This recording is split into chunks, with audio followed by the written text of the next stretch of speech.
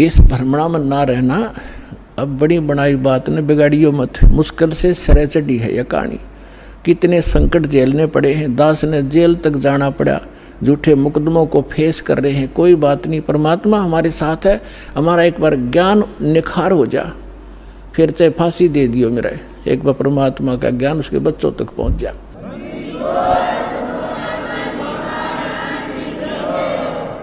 तो पुण्यात्माओं, परमार्थ के लिए संत आते हैं, और जो परमार्थ नहीं कर सकता वो खाक संत है। और संत किसे कहते हैं? सतगुरु उसे कहते हैं। सतगुरु के लक्षण कहूं, मधुरे बैन विनोद, 4 वेद 60 शास्त्र वो कहे 18 बोध।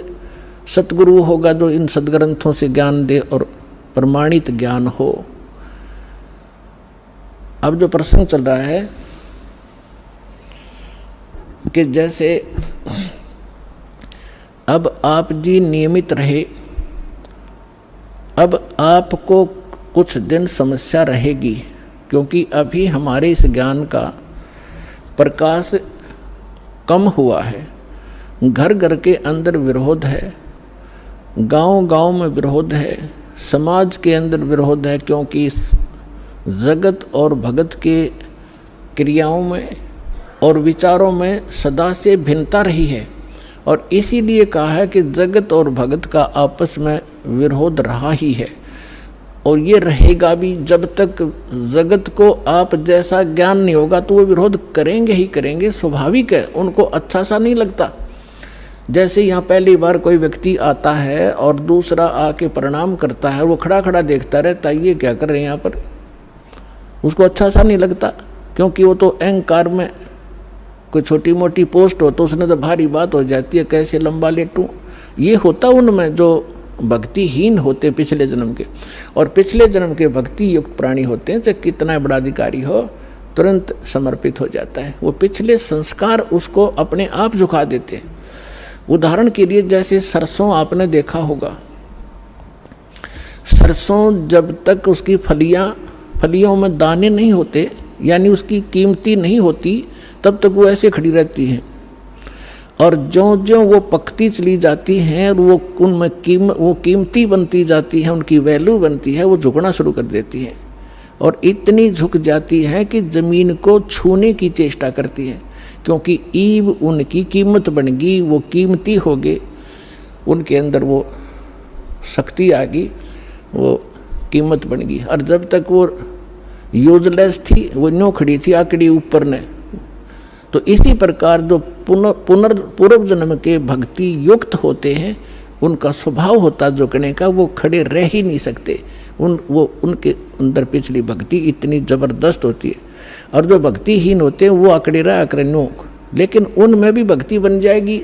सत्संग सुनेंगे, भगवान की अमृत वाणी सुनने मात्र से संस्कार शुरू हो जाते हैं। चाहे वो घर पर सुन रहा है मालिक दास के वचन, किसी टीवी पे, या अपने किसी इस सिम के अंदर, या इस चिप के अंदर से जो सत्संग सुनते हैं, वो भी संस्कार भरने शुरू हो जाते हैं, उसमें वजन बनना शुरू हो जाता है। फिर धीरे धीरे यहाँ भी आता है, फिर सत्संग सुनता है, यहाँ जो है प्रणाम करता है, फिर उसके अंदर वो भक्ति संग्रहित होकर अपने आप झुकना उसका स्वभाव बन जाएगा। फिर उसको बुरा लगेगा जब झुका नहीं गा, प्रणाम नहीं करेगा तो उस पर रुका ही नहीं जा।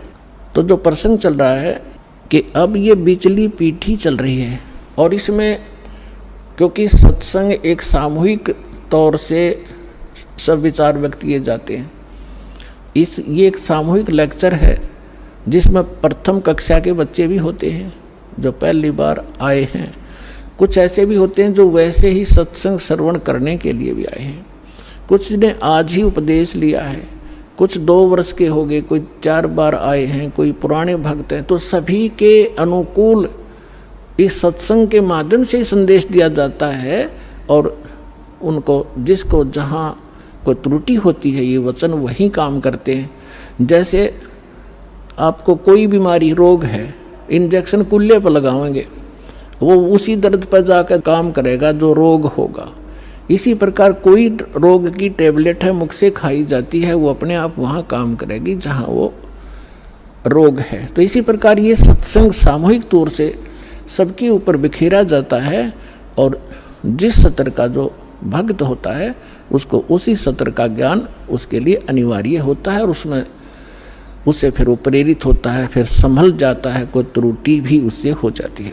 तो इसलिए इस सामूहिक तौर से सभी फाउल पॉइंट भी बताए जाते हैं कि यहाँ आप मार खाते रहे हो और ये समस्या आ जाती है। तो दास जो कह रहा था कि अभी आपको कुछ परेशानियाँ आएंगी और आ भी रही हैं और फिर भी आप संघर्ष कर रहे हो समाज के साथ, क्योंकि आपको ज्ञान सही प्राप्त हो गया और आपको सुख भी मिल रहा है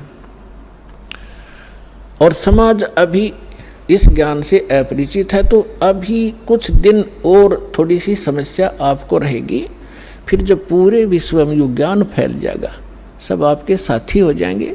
आप जो भी वचन कहोगे, जैसे हमने रामायण और महाभारत सुनते सुनते कान पक गए, हजारों वर्षों से सब ने सुन ली, सब ने मान ली, सारी सही बिल्कुल राम कृष्ण समर्थ भगवान। अब कोई भी कितना खड़ा होकर कोई कहा करता कृष्ण जी ने न्यू कर दिया, सारे नाड़े लाया करते, हाँ जी बस ये समर्थ शक्ति है, सर्वशक्तिमान है, हाँ जी।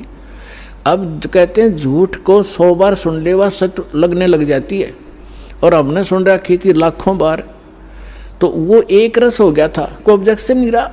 अब ये सच्चाई भी ऐसे ही दास बार बार रह कर सुना होगा, तो ये सच्चाई भी आपको एक दिन सबने स्वीकार करनी पड़ेगी और सभी ऐसे ही गर्दन हिलाया करेंगे, बिल्कुल सही, यही है ज्ञान और ज्ञान ही नहीं, और यही कबीर है भगवान और भगवान ही नहीं, इस ज्ञान से ही होगा। तो इस प्रकार अभी आपको प्रॉब्लम रहेगी और संघर्ष करो, ये तो आज़ादी की सी लड़ाई समझ लेना, लेकिन हमारी लड़ाई हथियारों की नहीं, ज्ञान के शस्त्र से हमने लड़ना है। कबीर साहब का ज्ञान ऐसा है, कहते हैं और ज्ञान सब ज्ञानड़ी, कबीर ज्ञान सो ज्ञान, और जैसे घोड़ा तोब का करता चला मैदान तो कर दिया। शंकराचार्य हमने निमंत्रण उनको दे लिया, कहा जाओ जी चर्चा करो, कुछ हमारी त्रुटि हमें बताओ, आपकी हम बतावाएंगे, उसको एक समाज को एक दिशा दे दें। लेकिन कुछ भी रहा हो, चाहे वो अपने आप को गण्याडी मान रहे होंगे, के जावा रामपाल का तो कोई अस्तित्व नहीं है, लेकिन फिर भी गरीब के पास भी आ जाना चाहिए बड़े आदमियों ने जो आमंत्रित करता है। दूसरी बात यह है कि उनके पास कख नहीं, उनको सारा पता लग चुका है, क्योंकि पुण्यात्माओं आज इतना सेंसिटिव मीडिया है, एक वचन भी दास ने इस पूरे सत्संग में गलत बोल दिया होता ये बवंडर बना देते।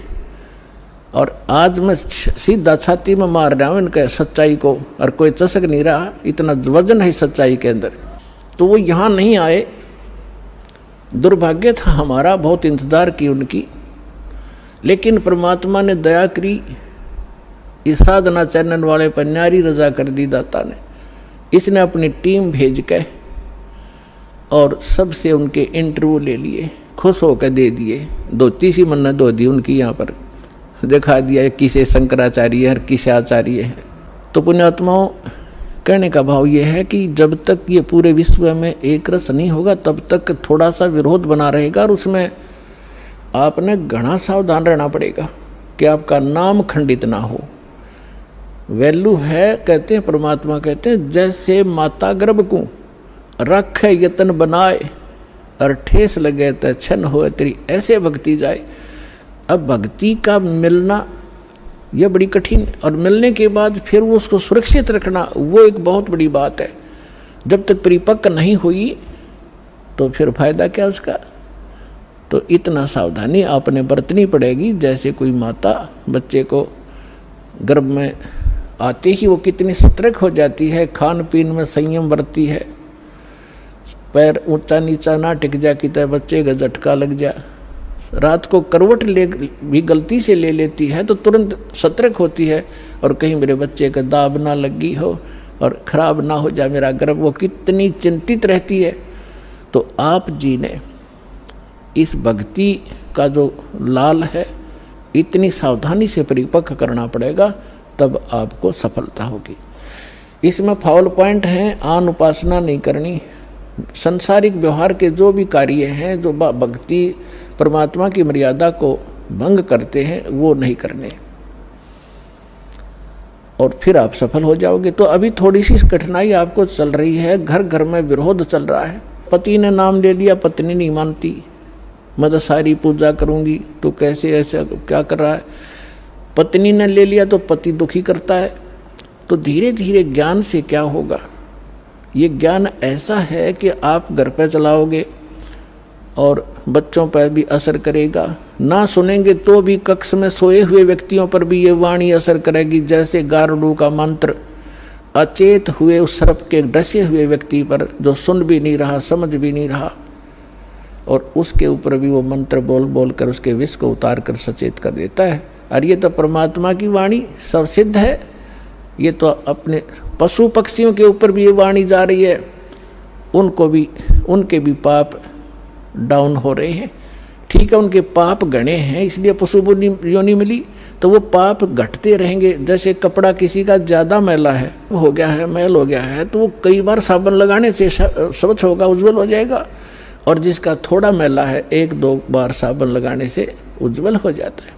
तो ये साबुन है, परमात्मा का जो ज्ञान है, सत्संग है, वचन है, ये साबुन और जल दोनों का काम करता है। तो धीरे धीरे ये सत्संग जिस घर में चल रहा है, पड़ोसियों तक भी असर होगा आपका, और आपके घर के पशु पक्षियों पर भी इसका प्रभाव पड़ेगा। आपके घर कोई पशु पक्षी भी रह रहा है, उसके ऊपर भी धीरे धीरे उसके अंदर ये वाणी का जो ज्ञान यज्ञ का पुण्य उसमें संग्रहित होगा। और कुछ ऐसे पाप हैं जो ज्ञान यज्ञ से ही खत्म होते और उसका विकल्प ही नहीं है। जैसे कपड़े को पहले थोड़ा मैला है तो जल से धो दिया, साफ हो गया।